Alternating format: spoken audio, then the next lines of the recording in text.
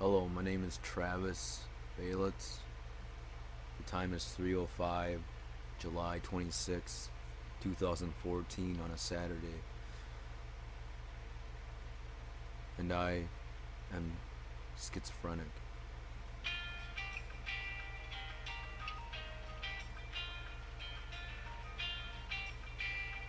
That's it. Right now, my dad. I think I'm just gonna let go of it. I don't know why he's calling, but I think I'm just gonna let myself kind of reel and deal on a short segment on schizophrenia. I've been interested in watching some brief videos here and there, though it's really not that entertaining. I gotta be honest with you. The clear-cut answer is that I don't even know if I'm truly schizophrenic. Now, I have been diagnosed with an anxiety disorder. Probably I knew way back, you know, way back when I was in kindergarten. That's when anxiety started. So I always knew it didn't get established till 2010, I believe, when I was at the Rochester clinic down at Mayo. I want to keep this really short and sweet because I really should have answered this, by the way. Let me just answer this quick and see what's going on, because nope, don't want to answer it. I'll do it when the video's over. So anyway, my name is Travis Baylitz and I have schizophrenia, and I don't truly believe it. I have been diagnosed with anxiety disorder, psychosis NOS, schizoaffective bipolar disorder 2, which has been rampant for a very long time, and currently schizophrenia. Currently, I think I would consider it schizoaffective bipolar disorder, but my current psychiatrist believes it's just could be bipolar disorder, could also be schizophrenia, and there's various other types that she mentioned that I don't really remember. I just know that I have schizophrenia, and that's about all I can remember. So that's kind of where I'm seated at right now. I'm just gonna ram through this as best as I can, or run through this as best as I can. Basically, poverty and mental illness doesn't tie too well, and though people probably understand who I am and was as a person, apparently I feel like things have changed dramatically. And so far I'm focused on like my sleep, because it used to be I really didn't care about my mental illness, and then all of a sudden, you know, you start caring about poverty, and all of a sudden things just drop. I started off shitting in a litter box. When it comes to trying to eat, you kind of, I'll go get the can, but I had this knife, and like I was trying to get myself to eat, because I lost really 20 pounds just off of starvation from poverty like feelings. But I'll show you the can.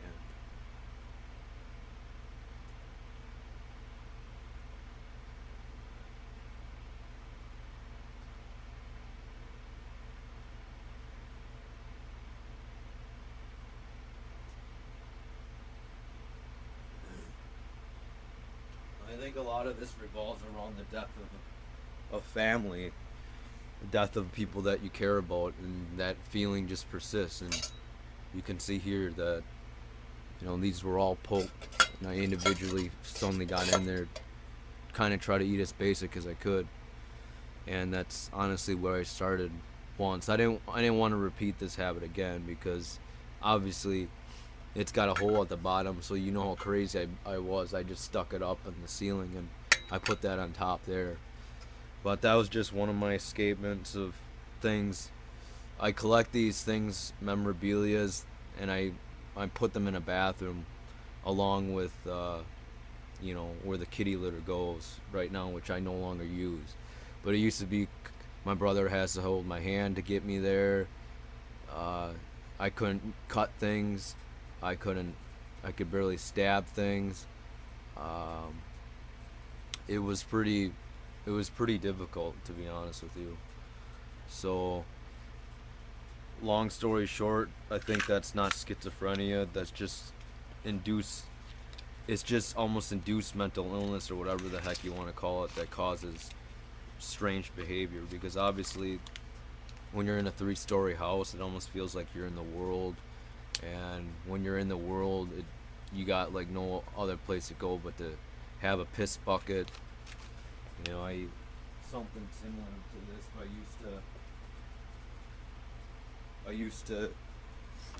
I used to like pee in this funnel type box thing, and I put a hole in that because it only was like a couple feet away from me, and all I could really do was like lay around and and because you're always encompassed by this death like feeling. Dad dying, can't eat dad, can't cut dad, um, can't do this because of death. There's a lot more collection. If I was more comfortable on camera, I'd probably be showing a lot more of the stuff. But it used to be really, really bad. I would sleep half the time, lay around half the time, and doze off half-ass, just trying to be in this kind of this stutter, because this blank stutter, this you get this ice feeling, you know, like some some winterized feeling where you just kind of hibernate, and that's all you do. And when you try to get up and do things, that hibernation is like you're a bear, but the problem is you're not a bear because you're in survival mode, and all you can think about is fear, and that's the greatest thing that will hold you back. So um, so I just that was the one thing that my mom really disagreed with me, was me shitting in a piss bucket. I mean, shitting in a kitty litter and using a piss bucket. She did not like that. She really didn't like that. She said you're supposed to use the bathroom, but it's different. Your perception is different, you know. There are times where I felt like the only safe zone really is on the couch, and that's all it was at one period of time. It used to be that bad. And the reason why I feel like I'm talking about this now is because I feel like I'm finally ready to discuss about it. And there used to be a friend of mine who recently mentioned to me, well, you know, let's get nude together, you know, all this other stuff. But you lose that, and you lose that. You can't, you know. You're struggling now to just take showers using a cloth or some cloths you buy, and wipe yourself down with, versus when someone can tell you take a shower, you can try to force it, but you're only doing it for them. You're not doing it for yourself. You're not doing it because of your comfort zone. So things sort of get heavy on it, and it projects this way. So poverty in general, especially when you're schizophrenia and on social security, and for the longest time you're just ignorant of everything. You could just get your own way, as you could call it. See, I'm using my auto mic that I used to spit some flows and shit, but not doing that no longer. Kyle's still sticking with music, but reality's been hitting me pretty hard. Most people generally, if they're in starvation mode, they wouldn't be doing this. They'd either stay on disability, not fight it. And I'm not supposed to. I'm supposed to be working on my sleep, because sometimes I'm sleeping 13 hours and other times I'm sleeping like a little under 7, and it varies from anywhere from 10:30 at night all the way up to 1:30 at night, and I just sleep in because I just find no purpose other than to feel like that's what I have to do, other than have that distraction.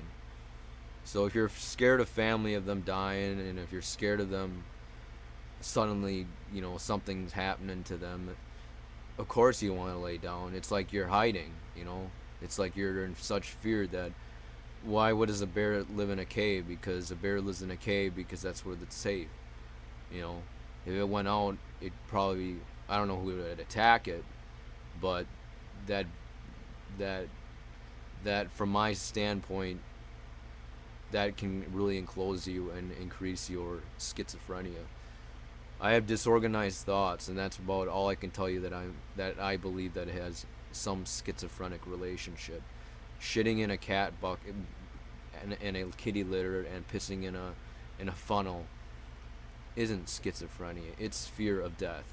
Fear of death is what kills you, and that attachment, you can't kill that, because if you care, then what can you do? But you also believe you have a disability, and that's all you believe.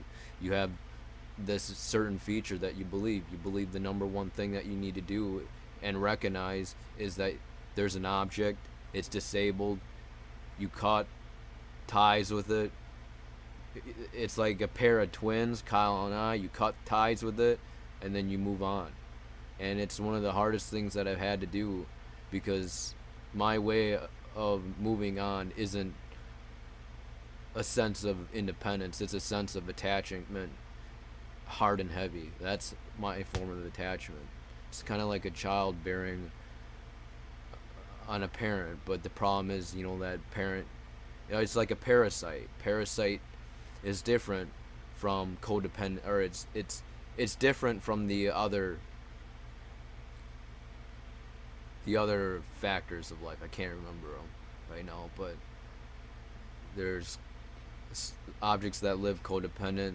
One lives in there's mutualism, which is they live mutable. Parasitism, which is what I am, and that's the only way I feel I can survive. And there is symbiote. I don't know, mutualism, parasitism, and some other one that I can't think of right now. So I think that's the problem I'm having. The poverty feelings is like only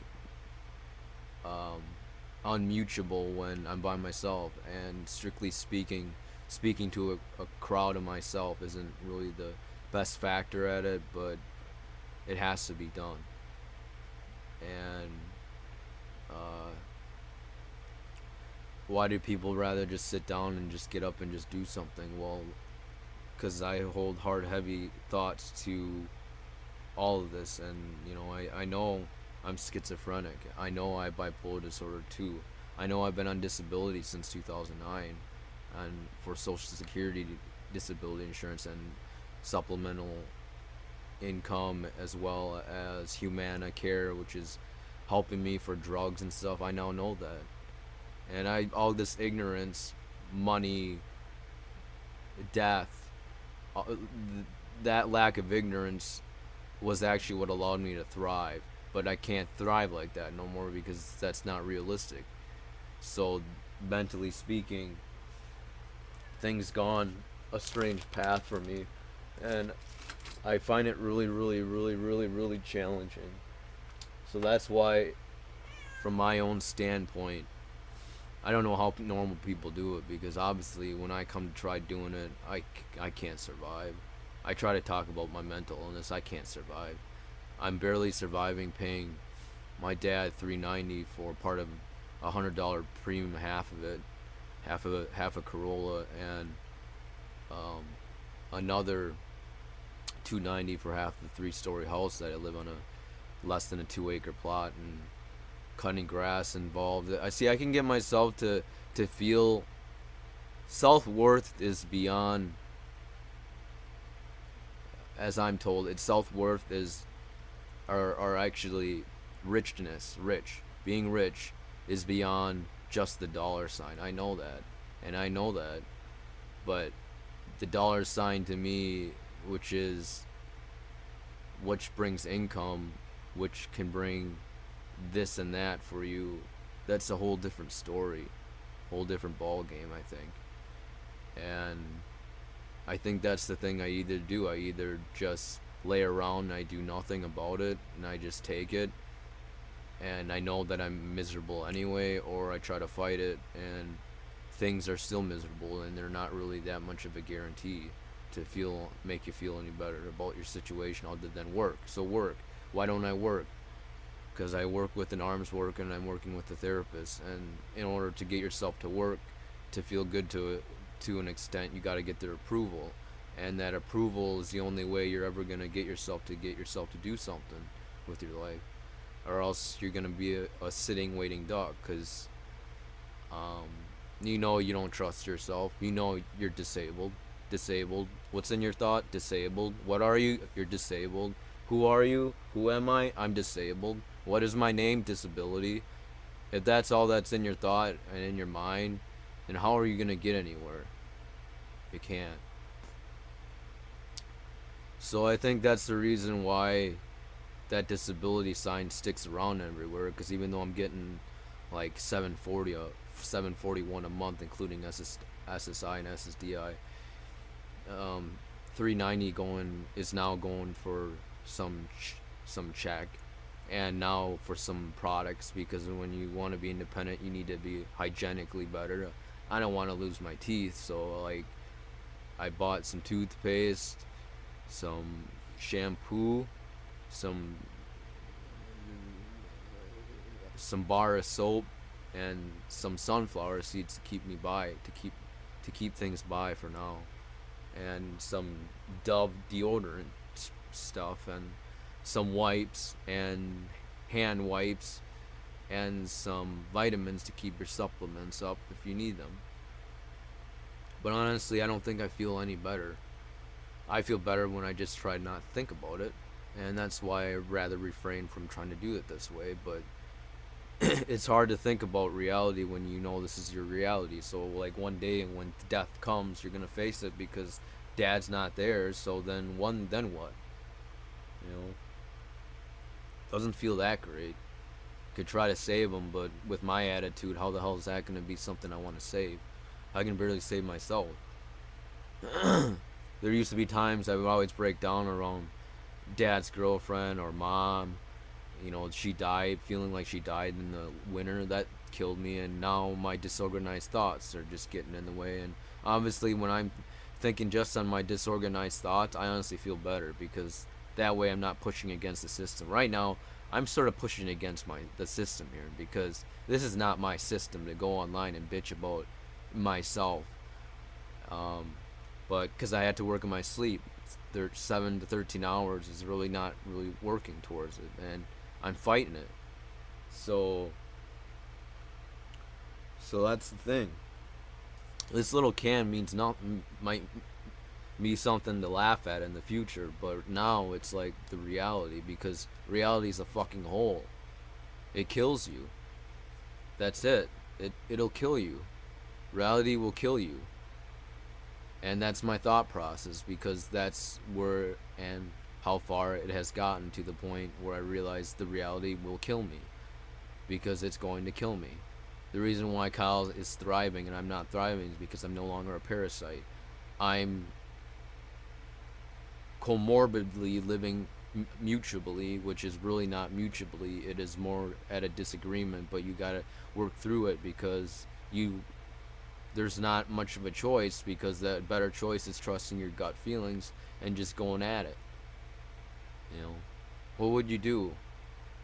You have money that's $10,000 that's set with your father, that you could probably ask back to have back, or it's a little over under 10,000, probably like 8, maybe between $7,000 or $10,000 on disability. That was money that I owe, or that that is rightfully mine, but my dad has it. So you could try to work around the system that is already given here, and he lives a fairly luxurious life, and this and that, or you push through it, which is going to be not much better system.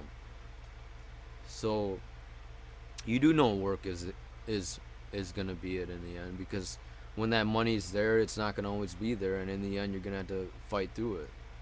So like, I don't see how it's going to be any different, because you're fighting with the system that you used to be mutable on, and now you weren't mutable at all. You were a parasite, and that's actually how you lived.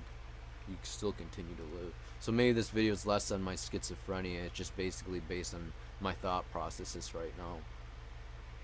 So I got this wonderful little set of stuff that I have saved in room, because I'm trying to preserve it as well. Because I also believe, even though I think bad and wrong of whatever the house has to offer, it's much cheaper than apartments. And when it comes to um, a case manager or something like that who could probably get you in a system, the system's not going to be any better, because if you're living in a system where they give you, if your people are prescribing you your meds, and you also are living there in their whatever rentals, you don't, nothing's saved at all, nothing. So you have to wait for a ticket um, with a case manager, if like a ticket for like welfare, or or or a voucher you can have at it, a voucher to get out and move on. But what better statement moving out will that get me? It's like you're living in a tent anyway, because the stuff that you grew up on isn't your stuff. It's not what made the family the family. Dad calling me. It's not that, and it's not gonna be that in the end. So the question is um, I don't know. What am I bitching on here for? I guess the bitching is that he's gonna die.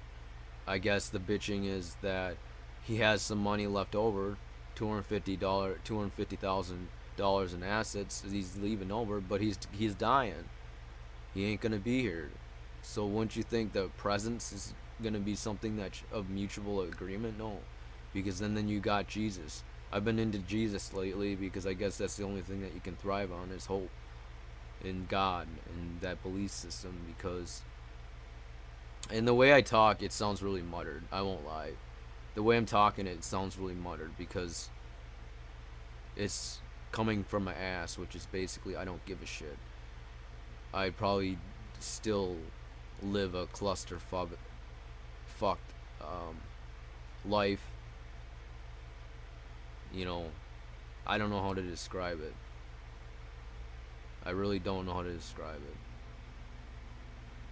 Other than that, when it comes to reality, this is my reality here.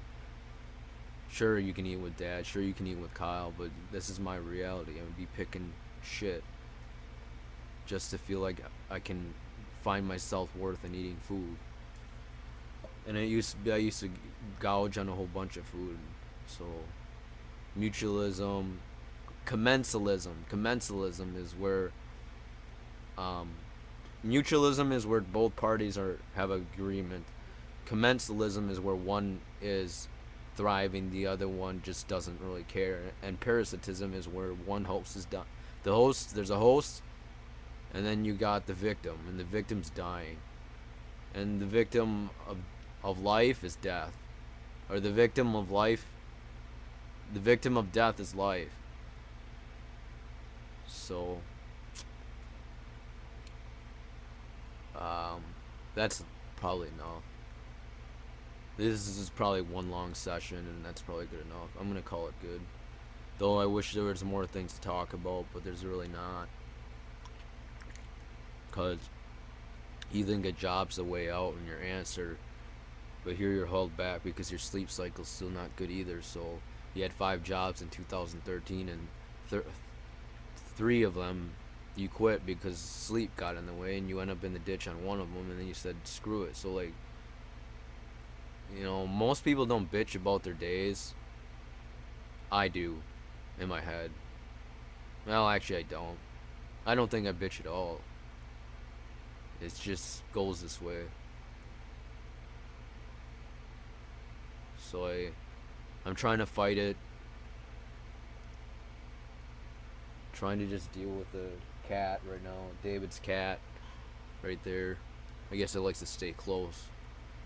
And Dad and stuff. So reality sets in. It's not that great, but you're still living, and you got, you know, I hate to say it. It sounds really stupid and cheesy, but literally this simple box here, like toothbrush. In the beginning, when you have bleeding gums and you need to take care of that bleeding gum, salt and some stuff and some some picks, and some deodorant, and acne cream, and even as simple as a razor to cut your hair. That's like been challenging. I just didn't even cut my hair for the longest time. And even simple things like Carmex lips for chapstick, and spray for sore throat, and just stress, and like clear eyes if you had dirt in your eyes, and of course deodorant spray, which I didn't ever think about ever having, and maybe perfume shit, the man perfume. Most people take this for granted. I can't. It's important for me every day because I got to think about the cost and shit, and really like the essential thing. If you really want to live like this, or you're struggling with a mental illness and poverty, and you got no choice, or you feel like there's a choice, but the choice that you seem to always go for is that this is important. Water. You need that because I'm on lithium, 1200 milligrams, and I am on 80 milligrams of Latuda, 25 milligrams of metoprolol, which is actually due to my higher blood pressure. So I got some high blood pressure, and Klonopin, which kind of switched between Xanax. Klonopin 1 and then Xanax 0.25 milligrams. But anyway, as long as that's out of, even just your dress wear changes. Shirts that people give you, jeans you used to wear, just the attire has totally degraded when people die, because all you think about is their death and how miserable it is, and how miserable death really is. And like for the longest period of time when I was outside, all I can think about was Maya being disabled, object disabled. I didn't know how to cut it, and it went to Kyle, some reason. Kyle or Maya disabled. Disabled is like a positive term for me sometimes too. It sounds negative, but to me it's positive because it kind of, it pushes you away from reality. So reality, but that thing is like you're pushing yourself away from something that's going to hurt the hell out of you in the end. So why would you want to do that to yourself? You don't. So reality is here to me is very different. I think, naturally I had very, very long hair. And I had a hard time cutting it because I felt like I was cutting the family. Kyle, Dad, Melissa, my mom and dad. And to just even take a simple cut, it was hard enough, and I couldn't do it. Now it's like bluntly, like easy, but you can do it, but like then it used to be really, really challenging. So the Latuda, the antipsychotic, because I'm schizophrenic, I need it because I'm too sensitive to this death. So this is what's going to kill me in the end, is the fear of death, really. And if I don't find a way to challenge myself out of it, then I don't know if I'm going to get anywhere. But then you think, what's also death? Debt. How can I not stress that enough? Debt. Wow, man, debt. Poverty. I find that to be stricken. And ill fortune. Because, like, even trying to supplement yourself on food, you can barely eat any food now. And it's all bad. So, like, I even saved some cat fur. The first time I cut my hair, the time I cut my dad's hair, I got them all in separate Ziploc bags because they're very important to me. The cat fur that I groomed for the very first time. I saved some leaves to represent the high school friends that I've lost and I never once had again. It's hard because when you're in that state, which I was, all you can think about is them dying. And it's recklessly difficult because you've only had one friend in your entire life, and that was David Bukacek. So I took some dead debris. So what I did was symbolically, I'm very symbolism. I use symbolism a lot here. I symbolically placed some debris, some leaves, and some pebbles into a little Ziploc bag. And I even have the Ziploc bags of the rabbits because I couldn't connect with the animals here, and let alone just a cat, because all I could think about was Dad. When I cut my hair for the very first time and I took a shower, I couldn't. I had to leave. I had to keep checking the door on the cat because I thought it was gonna die, or my dead hair, my hair on my head. My hair on my head represented the cat fur, which represented me taking a shower because there was nothing hair. I can't see hair when I'm in the shower. So that started it off like that. It was really sensitive to that. Cat or dad, death, or cat, dad, death. Death. Very important because that's all I can think about, remember? Dad, cat, death. And then me. And me is always uncomfortable about it because he knows it used to be worse. It used to be much worse. So that's the question. You think about it, and then what? Like what do you do to think about it? You don't know. I know Dad's still here, but it's not gonna help prepared for the future. So I don't know. I think I'm just gonna wipe my face because this is what I mean. PDI Sandy hands. I wash a lot. I wash a lot, especially when I feel like something's stressed out. If it's there, I take care of hygiene as best as I can under my poor predicament. But something about keeping clean helps a bit. And if you can't really afford to feel that you can take a shower, then you can't, and you don't want to spend the task trying to use the sink with a wash rag and which I suddenly, like I said, I bought shampoo and soap, and I just use water and towels. I'm using towels that are from older, that are not upstairs, because they represent something bad. It's that shit. I don't know how to get over it. Don't know how to get over it, other than being with the people that I know that I can live with. Suffocating, like a codependency. Most people would clearly think that codependency is the same as parasitism. Maybe it is, but I'm having a hard time dealing with it. I would like to have a commensalism or a mutualism relationship, but it's impossible. And with the one I currently have, or I'm still talking to most of the time, it's infrequent, but it does. It used to be bad. I don't know what's bad no more. I don't care. I guess I don't care about it. That's how much I care about the whatever.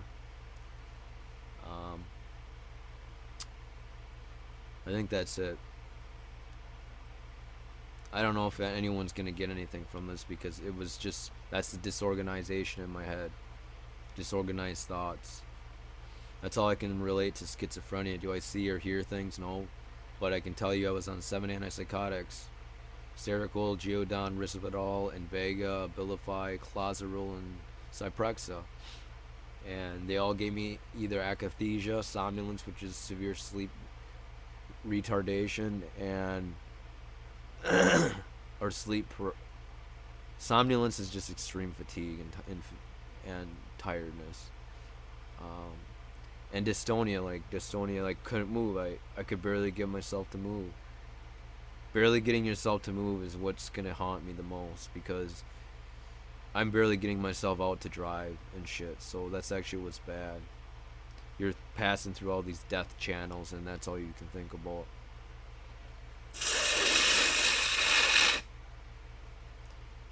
So it's nice to know that whatever the hell I'm doing, that I'm trying to do something. Even though it looks like I'm sitting here, which I really am, doing nothing. Uh, my self-worth is what I gain in my friendships and relationships. And there's far and few. Especially the one that you have with your father, and it extends from there. So that's why you ought to say, Our Father who art in heaven, hallowed be thy name. Thy kingdom come, thy will be done on earth as it is in heaven. Give us this day our daily bread, and forgive us our trespasses, as we forgive those who trespass against us. And lead us not into temptation, but deliver us from evil. From thine is the power, the glory is yours, now and forever and ever. Hail Mary, full of grace, the Lord is with thee. Blessed art thou amongst women, blessed the fruit of thy womb, Jesus. Holy Mary, Mother of God, pray for us sinners now at the end of the hour of our death. Amen. It ends up like that. A stupid prayer, because it's meditative. I guess you're supposed to use palm techniques too, to de-stress. And I'm not really stressed out. I just feel slow and steady. Breathe in for 5. Hold for 15. So breathe in 4, 5. Breathe out 1, 2, 3, 4, 5, 6, 7, 8, 9, 10, 11, 12, 13, 14, 15. And repeat that process over and over. That's what I've been told to do. And after that, it's just dealing with the facts of life. There's many facts of life that I have to go through, and a lot of that relates to the codependent relationship with my brother, and it's very codependent. I seem to sweat the small things. I seem to try to fight conflict. I can't seem to compromise. But the mental tips that I can give you for people with mental illnesses is, number 1, don't sweat the small things. These things that you think are gonna be, that appear big, are really actually just small. Because you think about it, there's other associations that could be associated with what you know and what you have. Walk away from conflict. Take a mental break. Sometimes it's hard to walk away, but the best option that you can really do when it comes to from de-escalating conflict is walk away and compromise. Maybe it's okay to find and appreciate the values that you share versus the conflicts that are already there. And by knowing that statements, hereby set myself onto setting myself into the right footing, is just very, very challenging, because I don't usually go online dibby-dally in this reality fucking bullshit, this death bullshit, the bankruptcy and debt bullshit, and bills bullshit, and meds bullshit. But none of this is bullshit, because this is what's gonna keep me going in life. That Latuda, I cannot. It's desensitizing me in terms of what's going on right now, and I need it in order to survive. And it's helping me with sleep, because it puts you into deep sleep. Those antipsychotics definitely knock you out. 80 milligrams is a little bit on the marginal end, but it's working. And lithium I'm taking. I need that that's a mood stabilizer, because I'm always get these mixed rage fits, and the moods that I discuss with Katie, I don't even like to talk about this with anyone, let alone myself.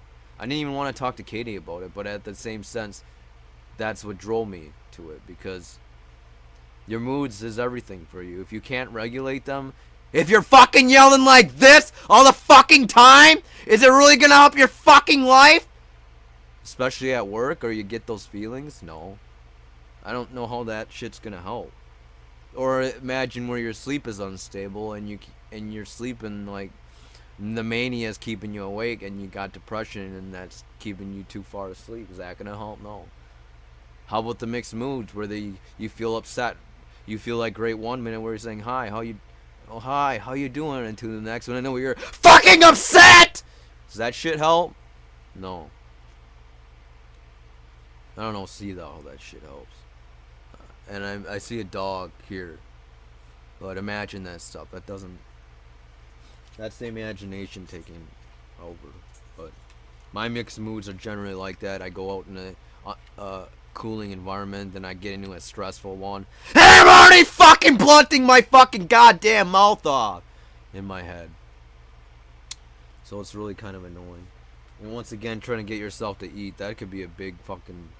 Like, I lost 20 pounds. I was at 148, and now I'm at 127.2. So I lost roughly, out of this eating disability, obviously I lost 20.8 pounds. So that's a lot, you know.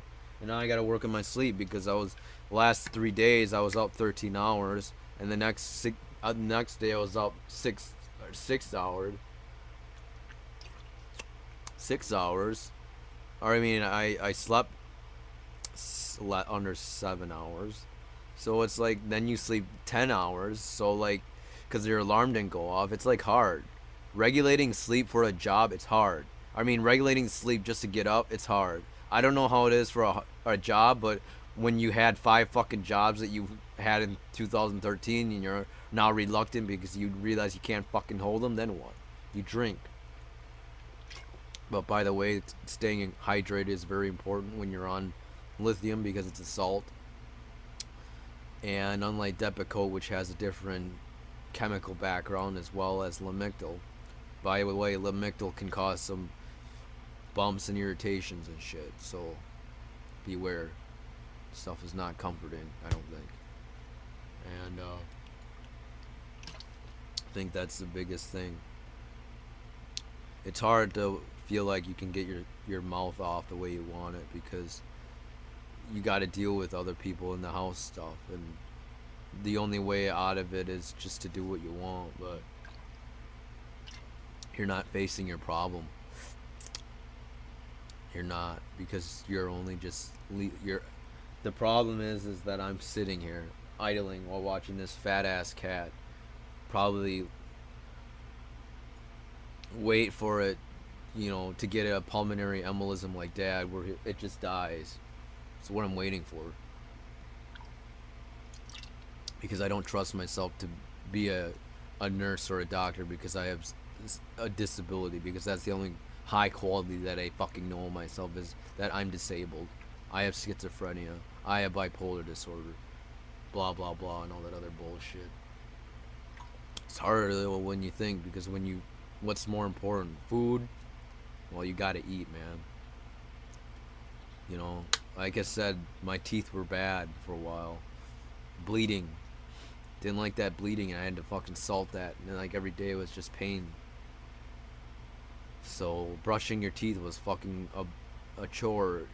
Getting yourself to spread peanut butter for the first time again while Dad's sleeping, while you think he's dead and you think Kyle's dead, it's fucking miserable.